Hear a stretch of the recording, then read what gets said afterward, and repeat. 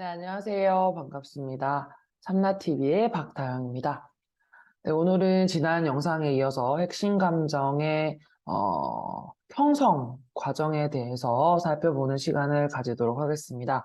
제가 지난 영상에서도 간단하게 언급드렸다시피 핵심 감정은 아주 어렸을 때 나에게 정서적으로 가장 영향을 많이 미치는 대상, 그러니까 보통은 어머니, 아버지 혹은 뭐 조부모님, 나를 양육했던 분으로부터의 그 관계에서 이 핵심 감정이 형성된다고 했습니다.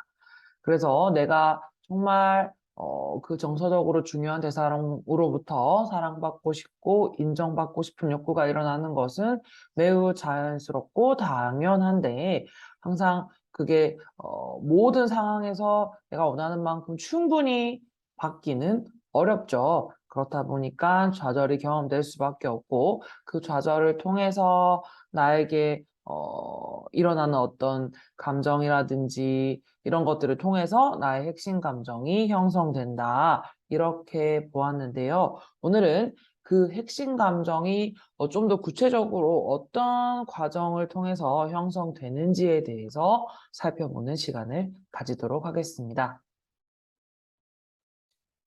네, 그럼 우선 이 핵심 감정 형성 부분에서 그 시기를 좀 살펴볼 텐데요. 우선 동서심리상담연구소의 김경문 소장님께서는 이 핵심 감정의 형성 시기를 크게 두 가지로 나누어서 보셨습니다. 그래서 우선 그 태아기의 형성 시기부터 한번 살펴볼 텐데요. 태아기라고 하면 이제 어머니가 아이를 임신했던 그 상황의 어떤 시점을 이야기하는 거겠죠. 그래서 그 시기에 임산부의 정서적인 어떤 상태, 아니면 임산부가 처해져 있는 그 환경에 따라서 그것이 그대로 임산부의 어떤 정서 상태나 마음의 영향을 끼칠 수밖에 없고, 그것이 그대로 태아에게 영향을 미친다.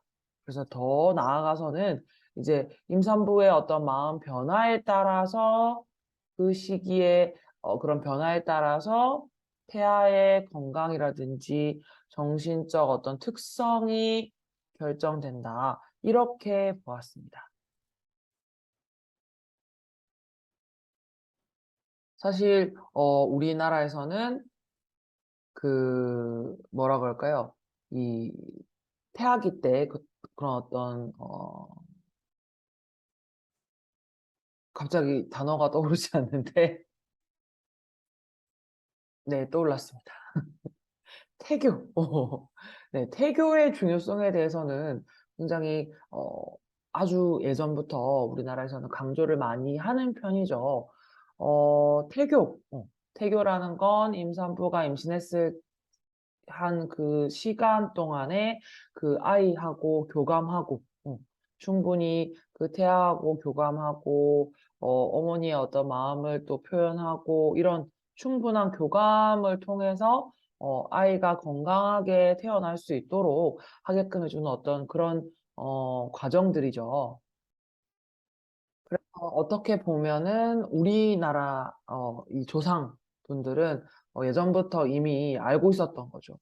이게 어머니의 상태가, 임신한 임산부의 상태가 어떠냐에 따라서 그게 얼마나 강력하게 태아에게 영향을 미칠 수 있는지를 이미 알았던 거라고 볼 수 있을 것 같아요.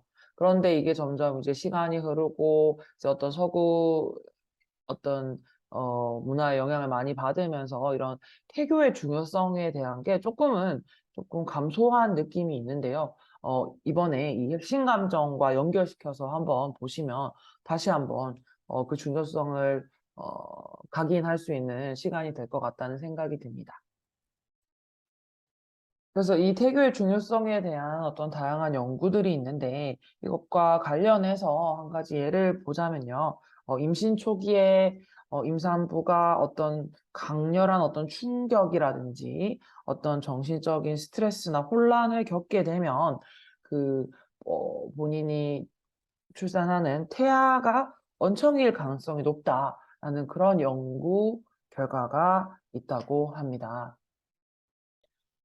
그리고 또 태아를 임신한 상태에서 어머니가 어떤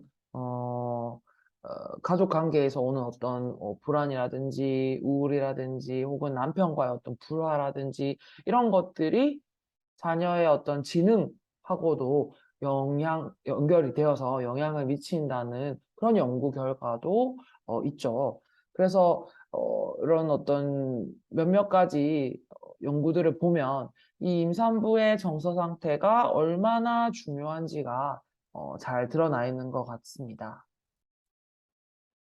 그렇다면 좀 더 구체적인 사례를 가지고 좀 이야기를 해보면 훨씬 이해를 하는데 도움이 될 것 같습니다. 그래서 대물림된 핵심 감정 책에 나와 있는 한 사례를 가지고 이야기해 보도록 하겠습니다. 이제 어떤 여성분이 자손이 귀한 집에 시집을 가셨다고 해요. 그래서 거기에서 이제 임신을 하게 되었는데 이제 자손이 워낙 귀한 집이다 보니까 아무래도 가족들 그러니까 집안 어르신분들의 어떤 뭐랄까요? 간섭들이 잦아지고 그리고 또 새로운 환경이라는 그런 또 환경에서 오는 부담, 스트레스도 있겠죠. 그리고 이제 또 주변에서 친척들이나 가족들이 임신한 여성에게 이제 뭐 아이가 이 집엔 정말 손이 귀하다, 정말 중요한 아이다, 정말 네가 건강한 아이를 낳아야 한다, 혹은 뭐 또 그 상황 속에서 우리 집은 대를 이어야 하니까 아들을 꼭 낳아야 돼. 라든지 이런 어떤 다양한 간섭들을 통해서 산모가 압박감을 느끼고 출산에 대한 어떤 부담감을 느낄 수도 있겠죠. 그리고 뭐 만약에 설상가상으로 남편이 어떤 뭐 개인적인 이유로 인해서 가정에 집중하지 못한다든지 아니면 뭐 회사 일이 바빠서 임산부를 신경 써주지 못한다든지 어떤 그런 상황이 되면 어때요? 임산부의 불안은 점점 더 가중되겠죠. 왜냐하면 새로운 환경이라는 것, 그리고 가족들이 그 자손에 대해서 굉장히 좀 부담감을 주는 상황, 그리고 본인이 어떻게 보면은 하나뿐인 자기 자신의 편이라고 생각할 수 있는 남편이 자신에게 충분히 관심과 사랑을 주지 못한다라는 그런 상황 속에서 오는 어떤 정서적인 불안, 이런 것들이 이제 계속 쌓일 수 있겠죠. 그러다 보면. 그러면 그런 불만들이 쌓이고 쌓이다 보면 이게 어때요? 산모에게 그대로 영향을 미칠 수밖에 없고, 그렇게 되면 이런 정서라든지 이런 어떤 우울감, 스트레스 등등 이 다양한 요소들이 그대로 산모를 통해서 태아에게, 태아에게 영향을 미치게 되었다는 그런 사례가 있습니다. 그래서 산모가 임신을 하고 있는 그 9개월, 10개월 그 기간 동안에 산모에게 지배적으로 영향을 미친 정서가 무엇이냐. 이것을 파악하는 게 핵심 감정을 이해하는 데 가장 어떤, 어, 시작점이고 핵심적인 부분이라 할 수 있겠습니다. 또 가령 예를 들어서 이제 산모가 임신을 했는데 그때 하필 뭐 어떤 집안에 큰 우환이 있다. 예를 들어서 산모의 어머니가 산모가 임신을 하고 있는 그 시기에 어떤 뭐 큰 병을 얻으셨다든지 아니면 어떤 불의의 사고로 사망하셨다든지 그랬을 때 어때요? 산모가 가지는 그 슬픔은 정말 어, 그 슬픔의 크기는 가늠할 수 없을 정도로 굉장히 크고 깊겠죠.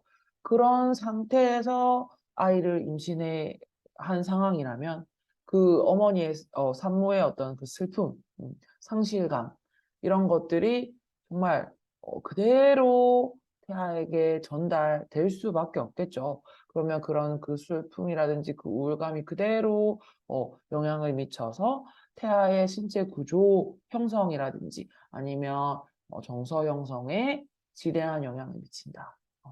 이런 어떤 사례들이 잘 설명되어져 있습니다. 그렇게 태아기를 거쳐서 태어난 아이들은 이제 결국에는 어때요? 태어나서부터 유아기와 아동기 이 과정 속에서 어머니에게 철저히 의지하게 될 수밖에 없다, 그쵸? 뭐 상황에 따라서 어머니가 아니더라도 나에게 정서적으로 중요한 대상으로부터 모든 것을 뭐 먹는 것부터 해서 자는 것, 씻는 것까지 이 모든 것들을 다 의지해야 하기 때문에 그 과정 속에서 이 아이는 그 대상에게 인정받고 사랑받고 싶어하는 욕구가 점점 더 강화된다고 합니다. 그런 과정 속에서 이 욕구가 좌절되는 경험이 반복되면서 이제 이 핵심 감정이 형성된다. 이렇게 보았습니다. 그렇기 때문에 이 아동기와 이 유아기와 아동기가 얼마나 중요한지 알 수 있죠. 그래서 이 핵심 감정과 관련해서 형성과 관련해서 이야기할 때 빠지지 않는 분이 이제 프로이트인데요. 그 프로이트에 의하면 이제 아동기의 정서 경험이 정말 중요한데 이때 그 초기 아동기 때 그 부모와 그 아이의 정서 경험이 얼마나 제대로 이루어졌는가, 충분히 이루어졌는가에 따라서, 어, 그, 어, 어떤 정신장애라든지 이 신경증으로부터 자유로워질 수도 있고, 아니면, 그게 결정될 수도 있다. 이렇게 보았습니다. 그래서 이 부모님과의 그 정서 경험, 그 관계가 제대로 이루어지지 않으면, 0세에서 3세 사이에 이게 제대로 이루어지지 않으면 정신장애에 어떤 영향을 받을 수밖에 없고, 형성될 수밖에 없고, 그리고 0세에서 6세 사이에 이런, 정서 경험이 제대로 이루어지지 못하면, 어떤 신경증을 가질 수 있다. 이렇게 보았습니다.